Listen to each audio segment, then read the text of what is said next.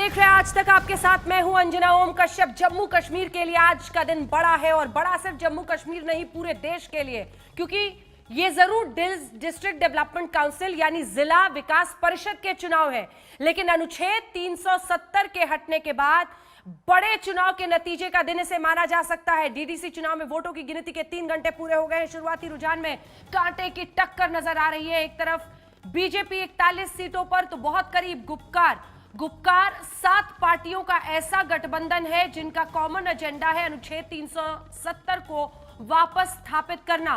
कांग्रेस अलग है, 14 सीटों पर उसे लीड है और 43 सीटों पर अन्य को लीड है। ये कांटे की टक्कर फिलहाल देखी जा सकती है, जिसमें 41 भारतीय जनता पार्टी की तरफ गुपकार प्लस को 38 7 सीटों का एक ऐसा 7 पार्टियों का माफ कीजिएगा एक ऐसा अलायंस, एक ऐसा गठबंधन जिसमें नेशनल कॉन्फ्रेंस शामिल है उमर अब्दुल्ला का, जिसमें पीडीपी शामिल है महबूबा मुफ्ती, 2 बड़ी पार्टियां जो जम्मू कश्मीर की रही हैं, और 5 अन्य क्षेत्रीय पार्टी। इन दोनों के साथ मिलकर 7 पार्टियों का यह गठबंधन है जो अनुच्छेद 370 को वापस लाने का अपना एजेंडा लेकर जनता के बीच गए थे। इससे पहले कि हम कई खास मेहमानों के साथ सीधे जम्मू कश्मीर से इस बहस की शुरुआत करें, आपको सीधे दिखाते हैं अपने सहयोगी सुनील जी भट्ट की यह रिपोर्ट। गिनती हो रही है और सस्पेंस बना हुआ है, कांटे की टक्कर फिलहाल बीजेपी और गुपकार में।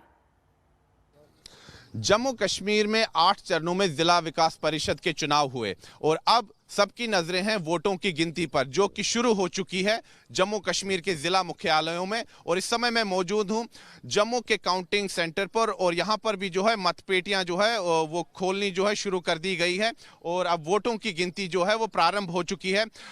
दोपहर तक जो है पहले परिणाम आ सकते हैं और शाम तक जो है जो आखिरी परिणाम है वो आ जाएंगे, क्योंकि ये चुनाव जो है बैलेट पेपर के जरिए हुए थे, तो इसीलिए परिणाम आने में कुछ समय लग सकता है। क्योंकि ईवीएम के द्वारा अगर मतदान होता है तो उसमें जो है परिणाम जल्दी आ जाते हैं, लेकिन आज लोगों को थोड़ी प्रतीक्षा करनी पड़ेगी और जो पहले नतीजे हैं वो दोपहर तक आ सकते हैं।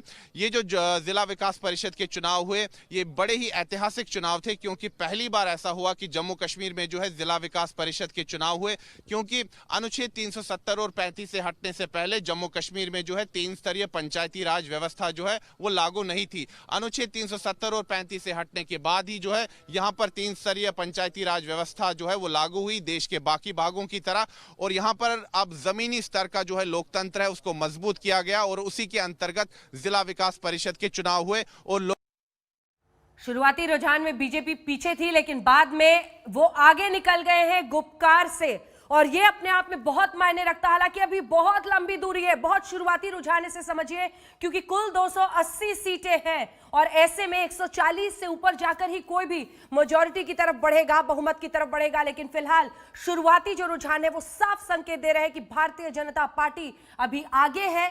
गुपकार अलायंस जो गठबंधन बना है वो 38 सीटों के साथ सिर्फ 3 सीट पीछे है। रविंद्र रैना हमारे साथ अध्यक्ष जम्मू कश्मीर भारतीय जनता पार्टी के जुड़ गए हैं। वरिष्ठ पत्रकार के तौर पर आशुतोष जी हमारे साथ चर्चा में शामिल रहेंगे। अश्विनी कुमार हमारे साथ जुड़ गए हैं। इन सब के साथ चर्चा की शुरुआत करेंगे। लेकिन रैना साहब, सुबह सुबह मुस्कुराने की वजह तो आपको मिल गई है 41 के साथ।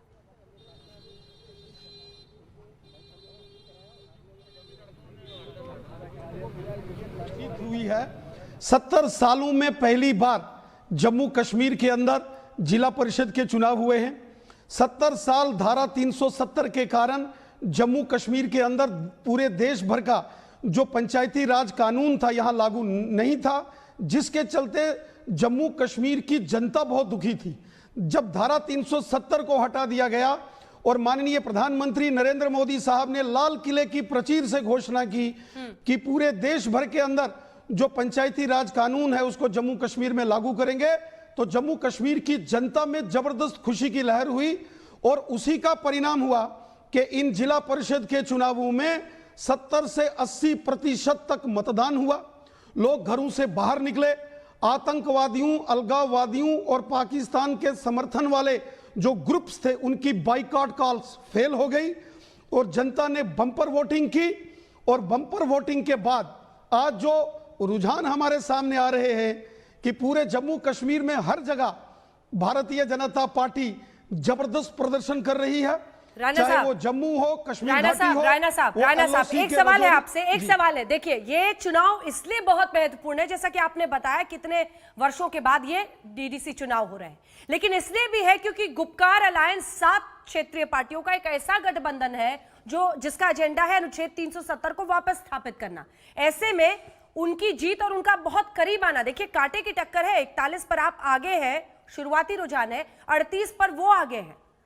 जो नतीजे आएंगे क्या वो सीधे संकेत अंजना होंगे जी- अनुच्छेद 370 पर? अंजना जी, जम्मू कश्मीर के अंदर 20 जिले हैं और हर जिले में 14-14 सीटें हैं और जिला परिषद जो है जिला अनुसार ये गवर्नमेंट बनेगी, जिला अनुसार चेयरमैन बनेंगे।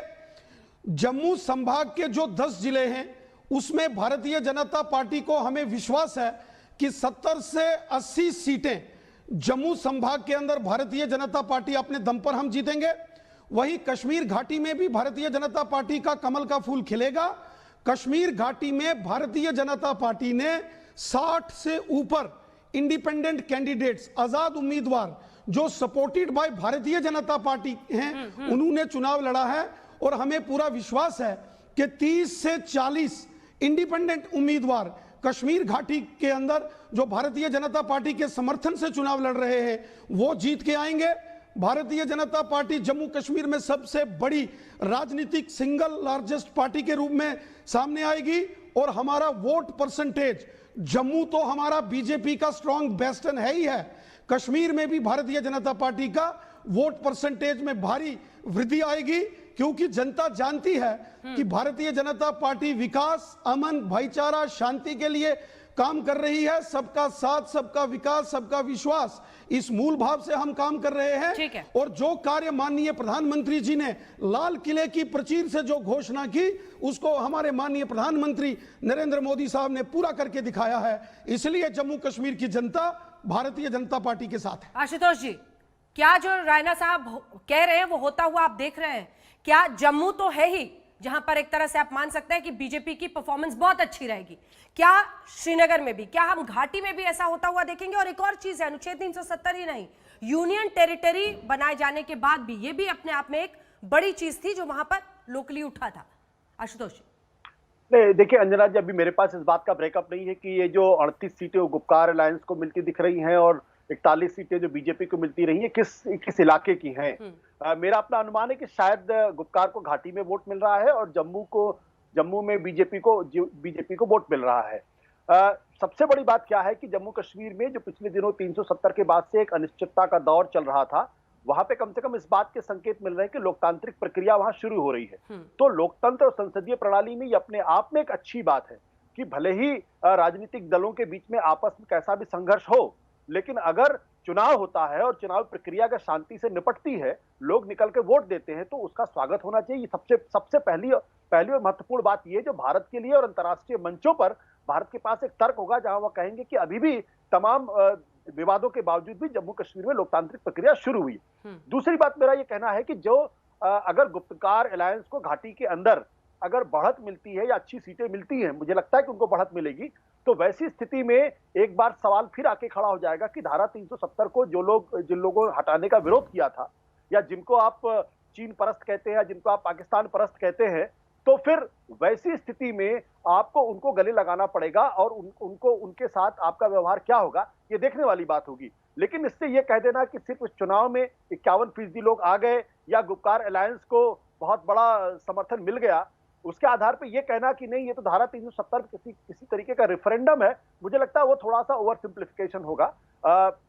जब तक सारे नतीजे नहीं आएंगे तब तक किसी अंतिम निष्कर्ष पर पहुंचना, कोई अंतिम निर्णय निकालना, मुझे लगता है कि राणा साहब जो आशुतोष जी कह रहे हैं उस पर जल्दी से एक रिस्पांस आपका। वो कह रहे हैं कि जिन्होंने विरोध किया अनुच्छेद 370 के हटाने का, वक्त होगा उनको भी गले लगाने का।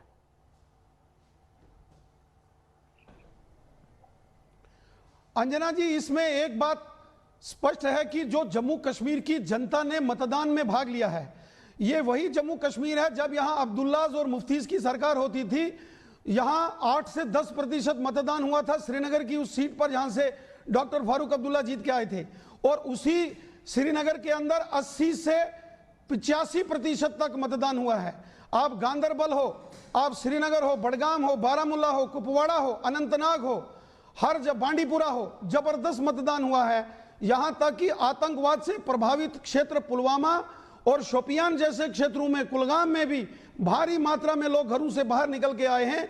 इसका एक स्पष्ट कारण है कि लोग जम्मू कश्मीर के भारतीय लोकतंत्र में विश्वास रखते हैं। जम्मू कश्मीर के लोग हिंदुस्तानी हैं। जम्मू कश्मीर के लोगों के दिल में हिंदुस्तान के लोकतंत्र के प्रति आस्था है, विश्वास है। इसलिए पाकिस्तान हो, आतंकवादी हो, अलगाववादी हो, इनकी बाइकआउट कॉल्स को जम्मू कश्मीर की जनता ने रिजेक्ट करके भारी मतदान में भाग लिया है। हाँ। भारी बर्फबारी, कड़ाके की ठंड और बारिश के बीच लोगों ने मतदान किया है। यह भारतीय लोकतंत्र की जीत है। जीत हार चुनावों में होगी, एक जीतेगा एक हारेगा, ठीक है। लेकिन सबसे महत्वपूर्ण है कि हमारे देश की जीत होगी, हमारे तिरंगे झंडे की जीत होगी, भारतीय लोकतंत्र की यह जीत है जो लोगों ने बढ़ चढ़कर इस मतदान में भाग लिया है। लोकतंत्र में विश्वास साफ दिखा है, किस पार्टी में दिखता है इसके लिए थोड़ा सा इंतजार करना होगा। रायना साहब, मैं आ रही हूँ। के शर्मा जी, आप भी जुड़ गए हमारे साथ, भारतीय जनता पार्टी के राष्ट्रीय प्रवक्ता, और हमारे साथ अश्विनी है। अश्विनी जी, आपके पास मैं फौरन आऊंगी, लेकिन उससे पहले जल्दी से सुनील जी भट्ट के पास चलते हैं, जो हमारे सहयोगी इस वक्त जम्मू से हमारे साथ जुड़ रहे हैं। थोड़ा सा इंतजार अभी करना होगा सुनील, क्योंकि नतीजे धीरे धीरे आएंगे, अभी तो शुरुआती रुझान है। लेकिन क्या हमारे पास ब्रेकअप है अभी कि जम्मू इलाके से कितना और घाटी में कितनी सीटों पर गुपकार आगे है, या ब्रेकअप है हमारे पास दोनों जगहों का?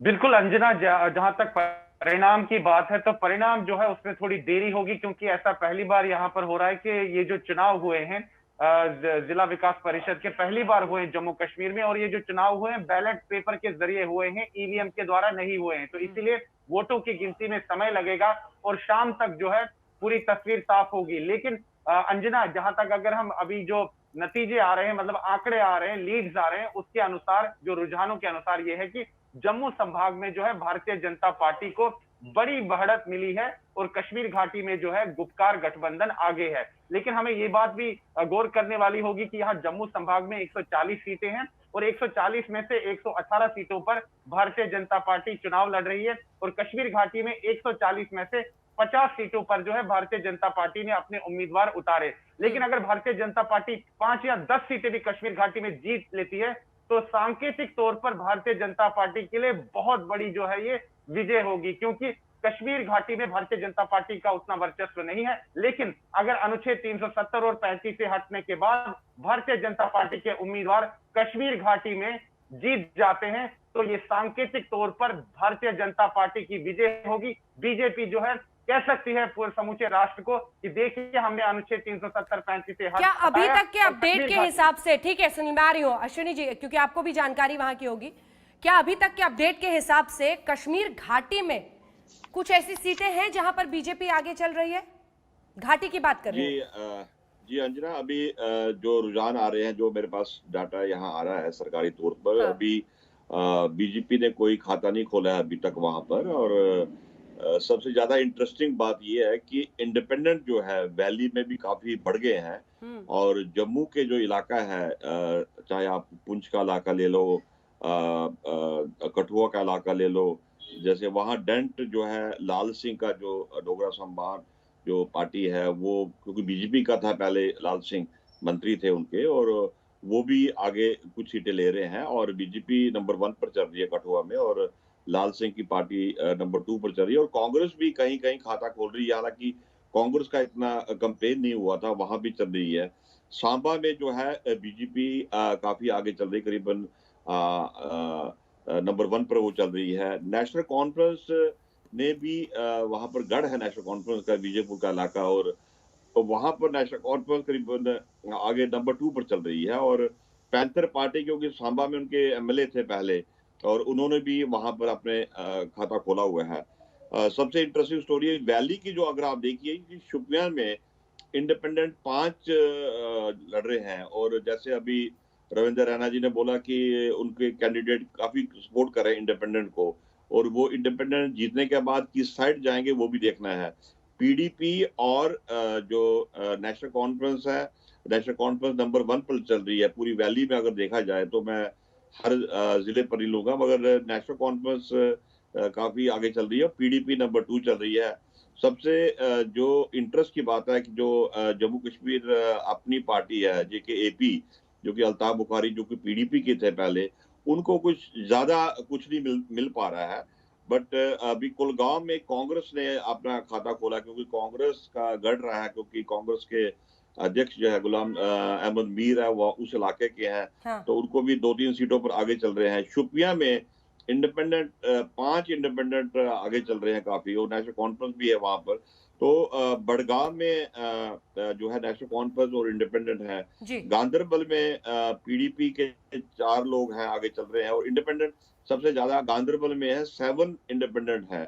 तो एक जो जनरल अभी इस वक्त तक जो सिचुएशन आ रही है कि जम्मू में BJP आगे चल रही है, और उसके बाद कांग्रेस है, और वादिय कश्मीर में जो कि 10 डिस्ट्रिक्ट है, वहां पर जो है नेशनल कॉन्फ्रेंस, और उसके साथ साथ नंबर 2 पर PDP और कांग्रेस भी चल रही है। नंबर 2 पर जी। PDP। 3 बड़ी बातें आपने PDP के शर्मा विस्तार से सुन ली है, एक एक जिला के बारे में जानकारी वो दे रहे थे।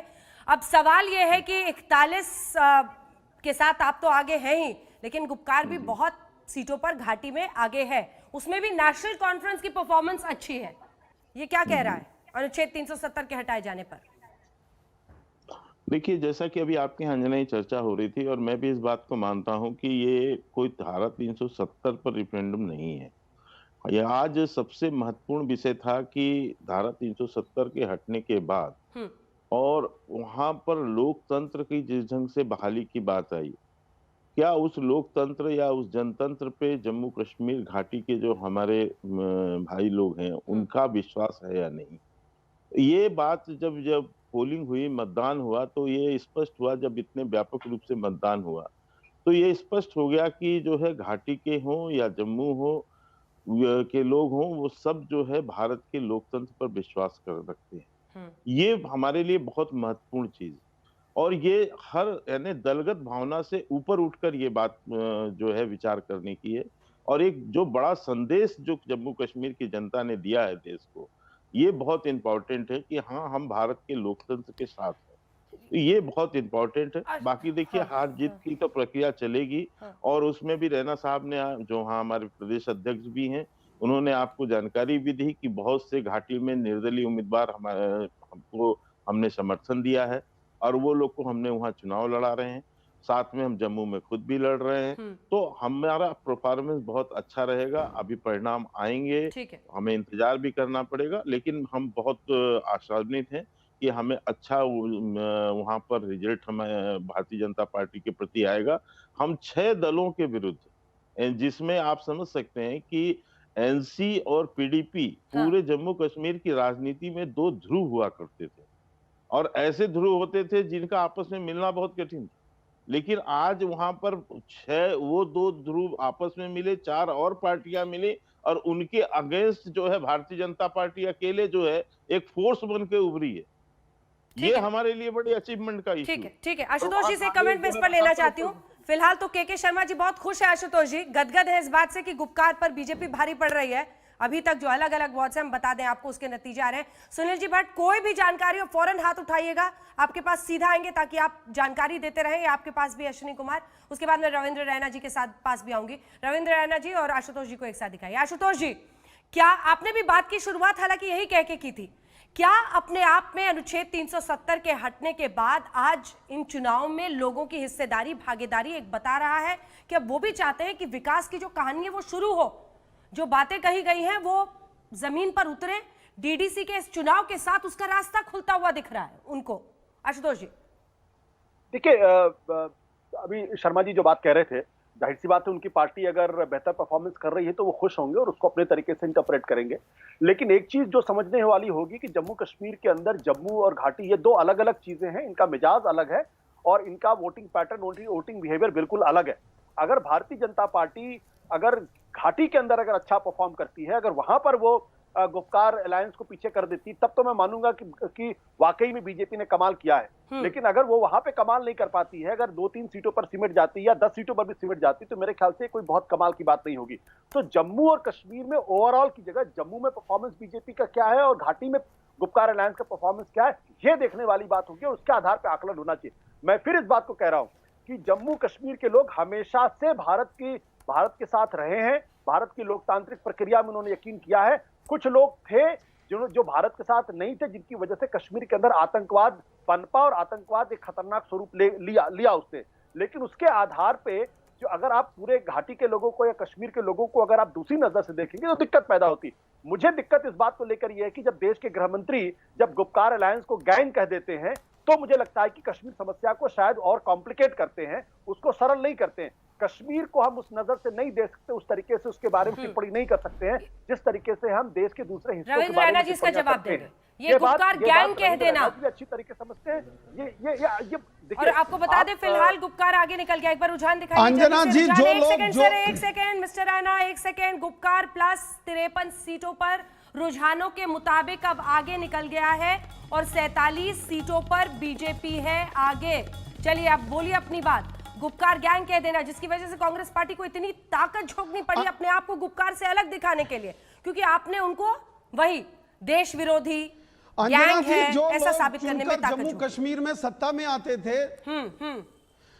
अंजना जी, जो लोग जम्मू कश्मीर में चुन के सत्ता में आते थे, जहां के मुख्यमंत्री बनते थे, केंद्रीय मंत्री बनते थे, जब उन्होंने सत्ता का दुरुपयोग करते हुए जहां हजारों कनाल सरकारी जमीनों पर मगरमच्छों की तरह कब्जा किया, जब जहां के बड़े बड़े पॉलिटिशियन, इन राजनेताओं ने जिन्होंने 70 साल जम्मू कश्मीर में राज किया, इन्होंने जंगल की सारी जमीन अपने नाम से कर दी। 70 साल जब इन लोगों ने पश्चिम पाकिस्तान के रेफ्यूजियों को, यहाँ के गुज्जर बकरवाल लोगों को, पहाड़ी समुदाय के लोगों को, यहाँ विस्थापित रेफ्यूजियों को, यहाँ दलित समाज के शेड्यूल कास्ट कम्युनिटी के लोगों को अधिकार नहीं दिए, तो इनको गैंग नहीं कहेंगे तो क्या कहेंगे?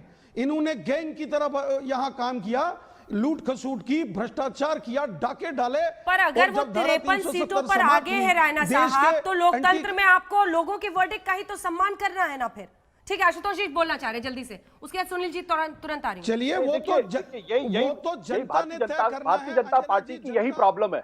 मैं कह रहा हूं कि जिनको आप गैंग कह रहे हैं, जिनको आप लुटेरा कह रहे हैं, उनको अगर वहां की जनता अगर चुन रही है तो फिर आपको सोचना पड़ेगा कि ऐसे लोगों को जनता क्यों चुन रही है, उसको जनता क्यों नहीं नकारती है। इस बात को अगर बीजेपी नहीं समझती और अपनी भाषा पार्टियों का गठबंधन है जो कल तक एक दूसरे की शक्ल देखना पसंद नहीं करते थे, कल तक उमर अब्दुल्ला और महबूबा मुफ्ती एक दूसरे की शक्ल देखना पसंद नहीं करते थे, आज 7 पार्टियां इकट्ठी होकर भारतीय जनता पार्टी के खिलाफ पीडीपी की देखना चाहते थे सर, क्या मजबूरी पड़ गई है? शक्ल तो आप भी पीडीपी की नहीं देखना चाहते थे, लेकिन सरकार बना ली थी राणा साहब। उमर अब्दुल्ला को, लेकिन अंजना जी, हमने अगर गठबंधन किया था तो कान पकड़ के पीडीपी से भारत माता की जय बुलवाते थे, तिरंगा झंडा बुलंद करते थे। उस वक्त हम कान पकड़ के पीडीपी वालों से तो तिरंगा झंडा और भारत माता की जय जयकार करवाते थे इनसे। जम्मू कश्मीर में रिहा किया था मशर्रत आलम को, किसकी सरकार के दौरान रिहा किया गया? जेल की सलाखों में बंद किया था हमने, भारतीय जनता, हमने पीएसए लगा के जेल की सलाखों में, अभी तक बंद है, अभी तक जेल की सलाखों के पीछे बंद है वो मशर्रत आलम। आशुतोष जी, आपके पास शायद पूरी जानकारी नहीं है, मशर्रत आलम आज भी जेल की सलाखों के पीछे है और भारतीय जनता पार्टी के दौर के अंदर वो जेल की सलाखों के पीछे गया है। भारतीय जनता पार्टी के लोगों को जम्मू कश्मीर की संवेदनशीलता का एहसास नहीं है। जो भाषा आप देश के दूसरे हिस्सों में इस्तेमाल करते हैं, आप लोग दिल्ली में बैठ के आशुतोष जी चीन और पाकिस्तान का समर्थन करेंगे और गोलियां यहां हम खाते हैं, भारत देश का तिरंगा झंडा लेके हाथ में घूमते हैं, भारत माता की जय जयकार करते हैं। आशुतोष जी, आपकी तरह दिल्ली में बैठ के नक्सलवादियों का समर्थन और चीन का समर्थन नहीं करते। हम भारत माता के लिए, अपने देश के लिए, अपनी मातृभूमि के लिए लड़ते हैं। हजारों कार्यकर्ताओं ने सीने पर गोली खाई है। आपने इतना गंभीर आरोप लगाया, आशुतोष जी को अपना पक्ष रखने दीजिए। हाथ में तिरंगा झंडा लेकर लाल किले पर तिरंगा झंडा भारतीय जनता पार्टी लगाती है। बोलिए आशुतोष जी। अंजना जी, रविंद्र रैना से मुझे किसी तरीके के सर्टिफिकेट की जरूरत नहीं है, क्योंकि मुझे मालूम है कठुआ में बलात्कार करने वाली लड़कियों के साथ कौन लोग खड़े थे, कौन उनके लिए शर्म आना चाहिए आप लोगों को। आप लोगों को, आशुतोष जी, आप लोगों को शर्म आना चाहिए। इस प्रकार का षड्यंत्रकारी जो लोग आप काम करते हो, आपकी मानसिकता को सारे लोग जानते हैं। आप तो स्वयं भी केजरीवाल की पार्टी के साथ कितनी देर जुड़े रहे, जब केजरीवाल ने आपको बाहर निकाल दिया तो वापस आप पैनलिस्ट बन गए। सारी दुनिया जानती है, और आप सारी दुनिया मुझे जानती है मालूम कि है, आप मुझे मालूम है नक्सलियों के कठुआ और में चीन के और बलात्कारियों के पाकिस्तान के साथ कौन हमदर्द खड़ा था। कर रहे हो। ये बड़ा अफसोस की सारी बात है कि दुनिया भारतीय आपको जनता जानती है पार्टी आशुतोष जी, आपकी क्रेडिबिलिटी, आपकी क्रेडेंशियल को जानती है, आपके दिल में चीन के प्रति हमदर्दी है, आपके दिल में नक्सलियों के प्रति, माओवादियों के प्रति हमदर्दी है। आशुतोष जी, आपके दिल में महिला है और पाकिस्तान आप के इस लिए हमदर्दी संवेदनशीलता है। को अच्छी तरह से समझती हैं। आप इस आप खाते संवेदनशीलता को हिंदुस्तान समझते का अच्छी हो तरीके से आशुतोष जी, कि कठुआ और के गुणगान बलात्कारियों के साथ पाकिस्तान कौन का, खड़ा हुआ था। नक्सलियों का इस और पार्टी चीन के का वक्त में वो। गुणगान करना बंद करिए। नहीं, कम से कम बलात्कार जैसे मुद्दे पर सियासत नहीं होनी चाहिए। हाथरस में भी ऐसा ही विरोध हुआ था। हाथरस में भी सीबीआई ने अब उन्हीं चारों आरोपियों पर यह केस दर्ज किया है बलात्कार का। खैर, उसमें उलझेंगे तो बहुत टाइम, आज तो नतीजों का दिन है। गुपकार अलायंस आगे। सुनील जी भट्ट, जल्दी से, आप हाथ उठा रहे थे, कोई इन्फॉर्मेशन है? के शर्मा साहब आपके पास आऊंगी जल्दी से। सुनील जी भट्ट। बिल्कुल अंजना, एक अपडेट मैं देना चाहता हूं। जो दक्षिण कश्मीर का जो पुलवामा जिला है, जो कि आतंकवाद से बहुत ज्यादा प्रभावित इलाका है, वहां पर पीडीपी के जो उम्मीदवार है वहीद परा, जो कि युवा नेता है, जो कि इस समय एनआईए की कस्टडी में है। जब वो चुनाव के जो उम्मीदवार घोषित हुए थे, उनको फिर एनआईए ने एक आतंकवाद के मामले में जो है उनको गिरफ्तार किया था और अभी एनआईए की कस्टडी में है। वो आगे चल रहे हैं अभी पुलवामा सीट से। ये अपडेट मुझे देना था कि पीडीपी के जो नेता है वहीद परा, जो कि पुलवामा से चुनाव लड़ रहे हैं, आतंकवाद के मामले में वो इस समय एनआईए की कस्टडी में है। वो इस समय आगे चल रहे हैं पुलवामा से। पुलवामा से एक ऐसा शख्स आगे चल रहा है रुझानों के मुताबिक जो एनआईए की कस्टडी में है आतंकवाद से जुड़े मुद्दे पर। हमारी नजर बनी हुई है लगातार। अभी तक के रुझानों के मुताबिक सुबह आप देख रहे हैं लगभग 12:30 बजे गुपकार अलायंस आगे है लगभग 6 सीटों से बीजेपी से। तो अभी तक के रुझानों के मुताबिक डीडीसी यानी जिला विकास परिषद के चुनाव में 53 सीटों पर बढ़त के साथ शुरुआती रुझानों के मुताबिक कम से कम घाटी में गुपकार गठबंधन 7 पार्टियों का, क्षेत्रीय पार्टियों का एक ऐसा गठबंधन जिसमें नेशनल कॉन्फ्रेंस, फारूक अब्दुल्ला वाली पार्टी और महबूबा मुफ्ती की पीडीपी शामिल है। दूसरी तरफ बीजेपी 6 सीट पीछे, रुझानों के मुताबिक 47 सीटों पर है। कांग्रेस वहीं 18 सीटों पर आगे है और अन्य का एक बहुत बड़ा हिस्सा आप देख रहे हैं जिसमें 38 सीटों पर अन्य आगे चल रहे हैं। ये जम्मू कश्मीर में इस बार जिला विकास परिषद यानी डिस्ट्रिक्ट डेवलपमेंट काउंसिल के नतीजे हैं। लेकिन ये रुझान इसलिए इस बार महत्वपूर्ण है, ये चुनाव इसलिए महत्वपूर्ण है क्योंकि अनुच्छेद 370 के हटाए जाने के बाद ये हो रहा है। शोपिया के कापरेन से गुपकार प्रत्याशी की जीत हो चुकी है। श्रीनगर में गुपकार के 2 प्रत्याशियों की जीत अभी तक घोषित कर दी गई है। इस बार बैलेट पेपर के जरिए वोटिंग हुई है, इसलिए थोड़ी देरी हो सकती है। शोपिया के जैनपुरा से निर्दलीय प्रत्याशी की जीत हुई है। शोपिया में 1 सीट पर कांग्रेस प्रत्याशी की भी जीत हुई है। लेकिन हम इससे पहले की बहस की शुरुआत करें, के अग्रवाल साहब आप बोलना चाह रहे थे, लेकिन उससे पहले जल्दी से के शर्मा साहब बोलना चाह रहे थे। जल्दी से सुनील जी भट्ट से एक अपडेट ले लेते हैं वहां से। सुनील, जो बड़ी इंपॉर्टेंट पॉइंट्स आपको दिखाई दे रही हैं अभी तक के रुझानों के मुताबिक, वो जल्दी से हमारे दर्शकों को बता दें। बिल्कुल अंजना, मैं आपको बता दूं कि ये जो जिला विकास परिषद के चुनाव के जो वोटों की गिनती है वो इस समय जारी है और जैसा कि पहले से ऐसा लग रहा था कि कश्मीर घाटी में जो है गुपकार गठबंधन को एज होगा और वैसा ही हो रहा है। गुपकार गठबंधन के जो उम्मीदवार है लीड कर रहे हैं और जम्मू संभाग की जहां तक बात है, यहाँ पर भारतीय जनता पार्टी का पलड़ा भारी है क्योंकि जम्मू जो है भारतीय जनता पार्टी का गढ़ है। लेकिन साथ साथ में जो है जो निर्दलीय उम्मीदवार है, जो स्वतंत्र उम्मीदवार है, वो भी कई जो है सीटों पर आगे चल रहे हैं। दरअसल सीटों के आवंटन में भी काफी जो है पार्टियों के बीच घमासान हुआ, तो बागी उम्मीदवार भी चुनाव जो है प्रत्याशी के तौर पर लड़ रहे हैं। तो ओवरऑल अगर हम सिचुएशन देखें तो गुपकार गठबंधन जो है कश्मीर घाटी में लीड कर रहा है और जम्मू संभाग में जो है भारतीय जनता पार्टी को एज है। लेकिन जैसे कि मैंने पहले भी कहा कि अगर कश्मीर घाटी में बीजेपी कुछ सीटें जीत लेती है, चाहे 5 हो, 4 हो, 3 हो, तो एक तरह से एक मॉरल विक्ट्री जो है बीजेपी क्लेम कर सकती है क्योंकि कश्मीर घाटी में बीजेपी का वर्चस्व नहीं है। घाटी में तो किसी भी सीट पर सुनील जी भट्ट अगर बीजेपी को बढ़त मिले तो जरूर बताइएगा, क्योंकि अभी तक आप कह रहे हैं वहां पर खाता नहीं खुला है।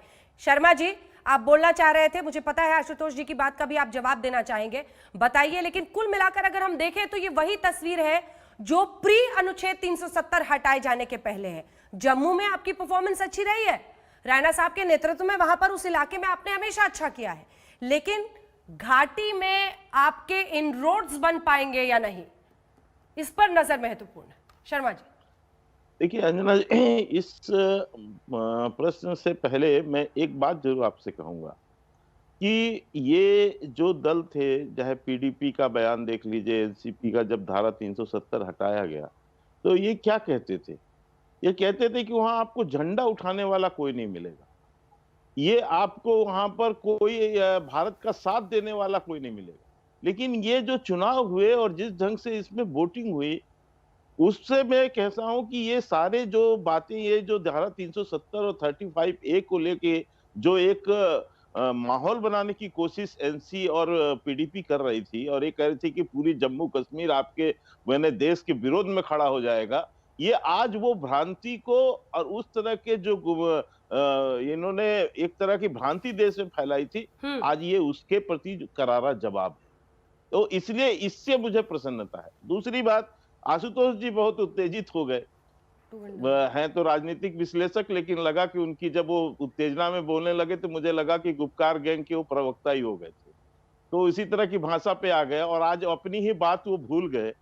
मैं आपको याद दिलाता हूं, इन्होंने कहा कि यदि ये घाटी में नहीं जीतते हैं तो ऐसा है वैसा है।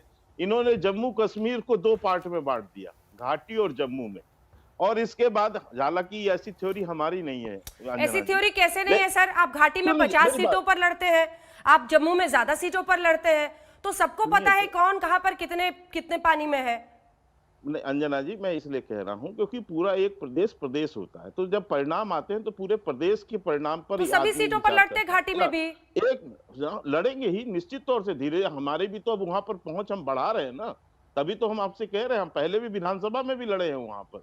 लेकिन अब मैं दूसरी बात कहता हूं, अभी इन्होंने एक बात कही, और यही बात जब ये केंद्र के राष्ट्रीय स्तर पर आते हैं तो उस समय जो है आशुतोष जी जैसे राजनीतिक विश्लेषकों के जो है रुख बदल जाते हैं, दोहरा चरित्र आता है।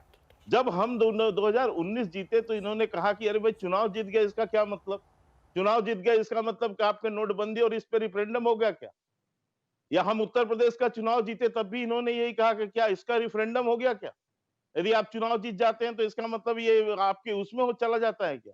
तब इनका रवैया बदल जाता। आज ये दूसरी बात कह रहे हैं कि यदि साहब आप घाटी में नहीं जीतते हैं तो इसका मतलब आपके साथ लोग नहीं है। तो मैं ये कह रहा हूं कि कम से कम आशुतोष जी विश्लेषण यदि करें तो कम से कम निष्पक्षता के साथ करें। आपसे बड़ी अपेक्षा रहती है लोगों को, तो कम से कम आप बहुत निष्पक्षता के साथ ये विश्लेषण करें कि परिणाम जो होते हैं आप उसको एक बार रेफरेंडम से जोड़ते हैं। आपके बोलते बोलते 64 पर गुपकार प्लस पहुंच गया है। आप आशुतोष जी के सर्टिफिकेट बनाने में ही पूरी ताकत झोंक दीजिए, यहाँ 64 पर गुपकार आगे बढ़ गया है। अंजना जी सुनिए, मैं आपको पुनः मैं बता रहा हूँ, हम 48 प्लस हम निर्दलीयों के साथ भी हमने सपोर्ट दिया है उनको, वो भी हमारे जीत रहे हैं और परिणाम आने दीजिए, ये रुझान है। अश्विनी कुमार, मैं आपके पास एक बार जाना चाहती हूँ, उससे पहले कि आशुतोष जी अगर आपको जवाब देना हो तो मुझे बता दीजिएगा, मैं आपके पास आ जाऊंगी, लेकिन आपसे ऑब्सेशन तो है ही सबका। अश्विनी कुमार, अश्विनी जी मैं आपसे ये जानना चाहती हूँ कि ये जो नेशनल कॉन्फ्रेंस को बढ़त है, क्योंकि हमने अनुच्छेद 370 पर बहुत जिसे कहते हैं बहुत कट्टर भाषा प्रयोग करते हुए महबूबा मुफ्ती को देखा था। क्या नेशनल कॉन्फ्रेंस की बढ़त भी अपने आप में कुछ कह रही है? क्योंकि जिस तरह से मतलब एकदम एक्सट्रीमिज्म को कई बार महबूबा मुफ्ती सपोर्ट करती हैं, वैसे खुलकर उमर अब्दुल्ला नहीं करते हैं। क्या ये भी एक रीडिंग इसकी हो सकती है अगर नेशनल कॉन्फ्रेंस आगे है पीडीपी से, या फिर बीजेपी से एक वक्त पर हाथ मिलाने की सजा है ये?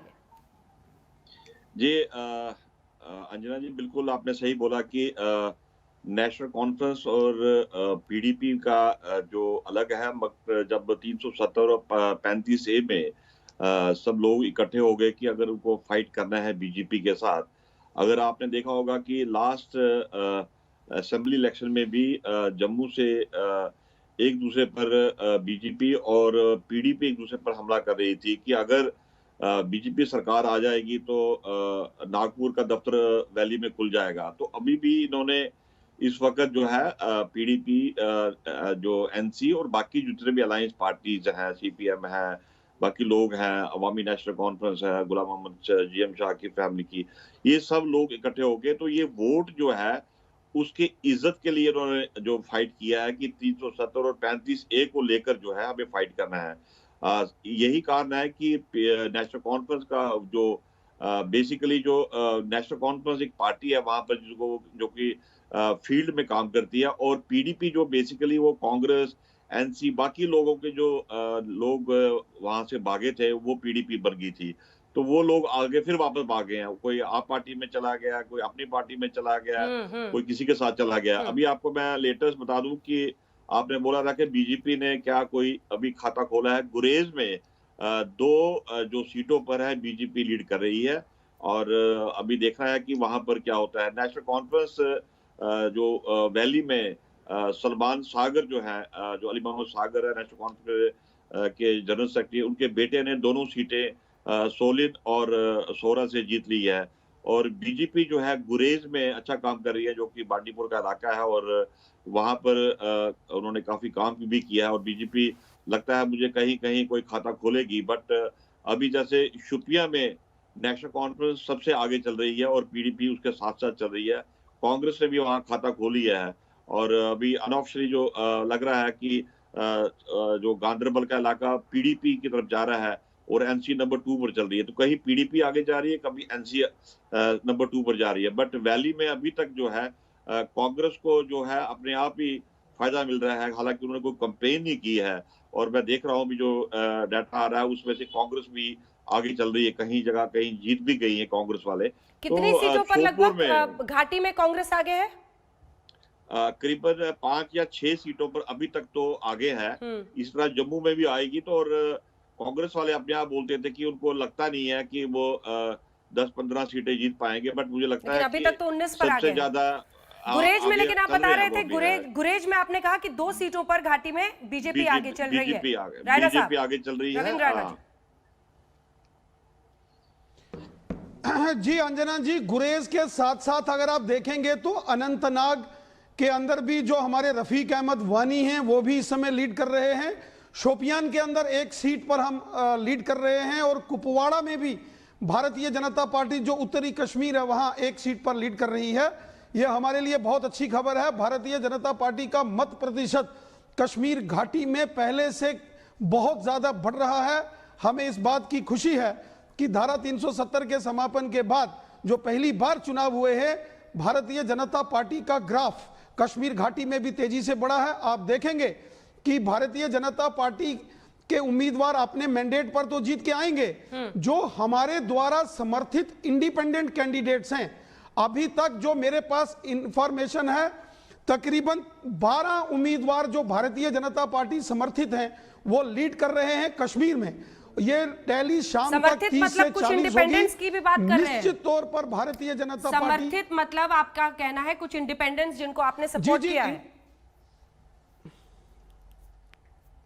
60 के करीब इंडिपेंडेंट्स हैं जिनको भारतीय जनता पार्टी ने पूर्ण तरीके से सपोर्ट किया है। यहां हमने अपने कैंडिडेट्स नहीं उतारे थे और वहां हमने इंडिपेंडेंट कैंडिडेट्स को समर्थन किया था, और हमें विश्वास है कि वो 30 से 40 नंबर इंडिपेंडेंट कैंडिडेट कश्मीर से जो भाजपा समर्थित उम्मीदवार हैं वो जीत के आएंगे।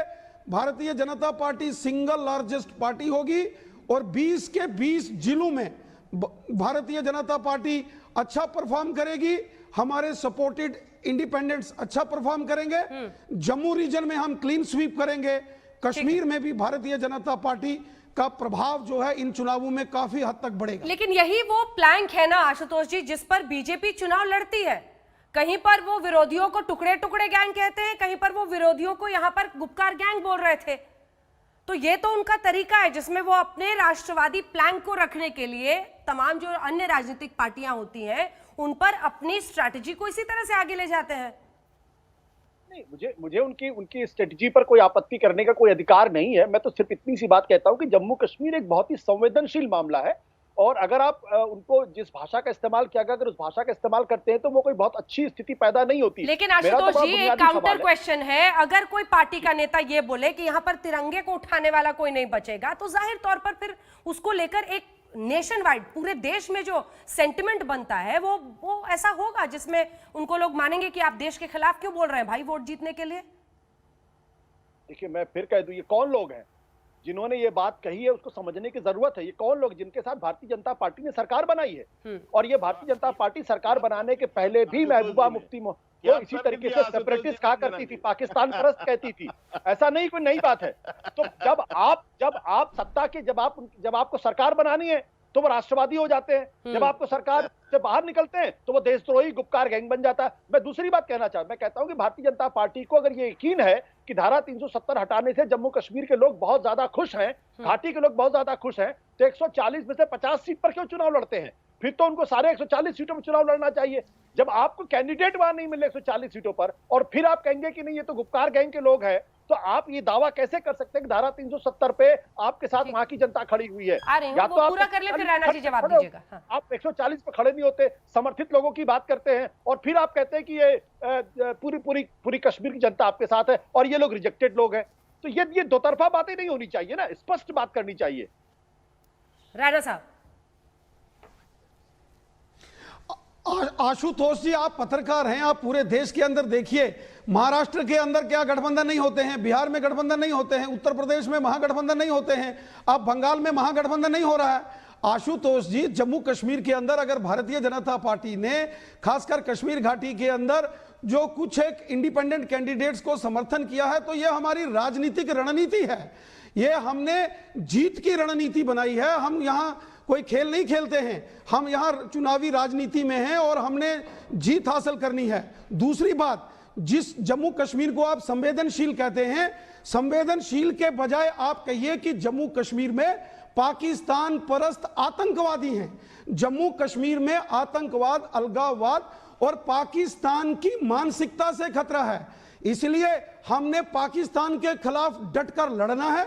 जहां हमारी सेना, हमारे पैरामिलिट्री फोर्सेस, हमारी जम्मू कश्मीर पुलिस पाकिस्तानी आतंकवादियों से लड़ती है, वहीं अलगाववादी मानसिकता के तत्वों से लड़ना, उनके खिलाफ बोलना हमारा काम है और सेनाओं का समर्थन करना हमारा काम है।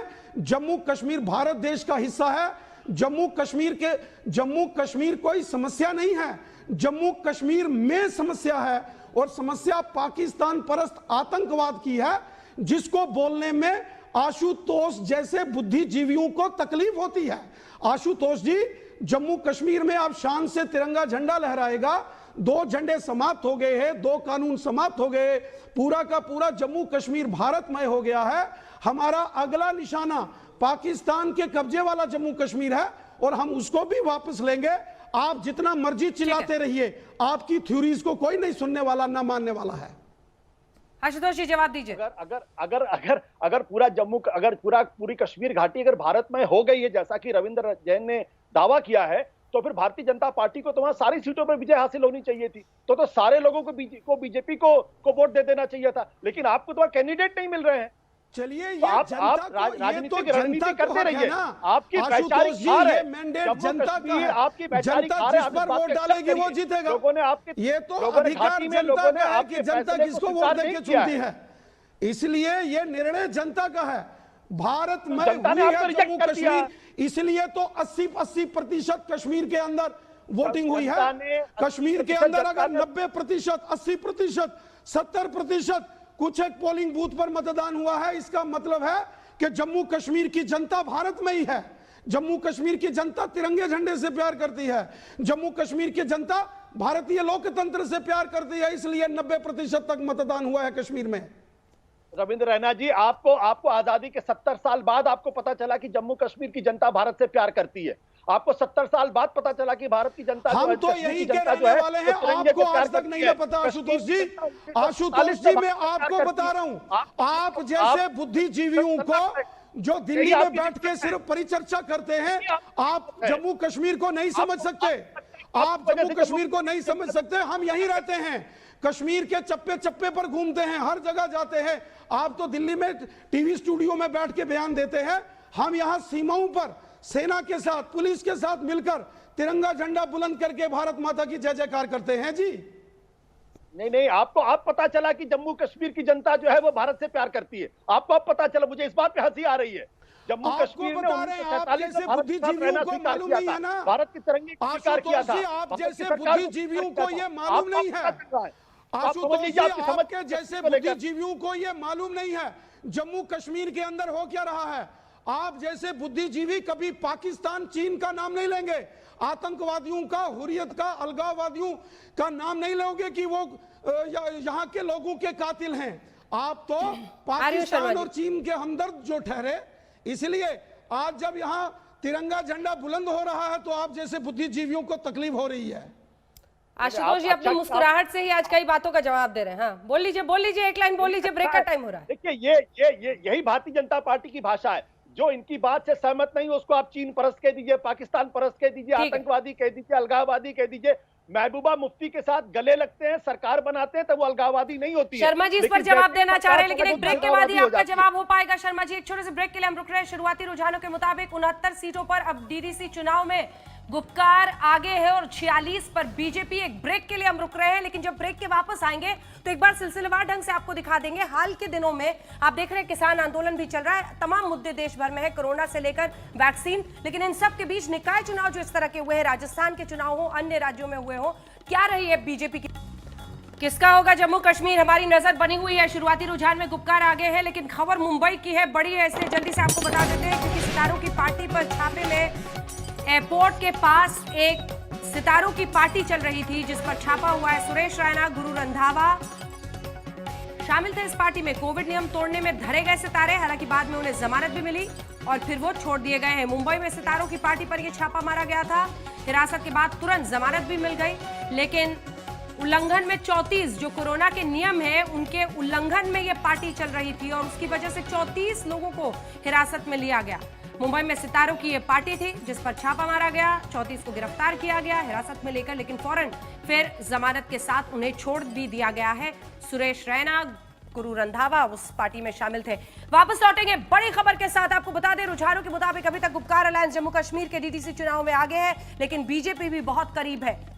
लगातार कवरेज जारी है, देखते रहिए आज तक। नमस्कार, मैं हूं अंजना ओम कश्यप। हमें उम्मीद है ये वीडियो आपको पसंद आया होगा।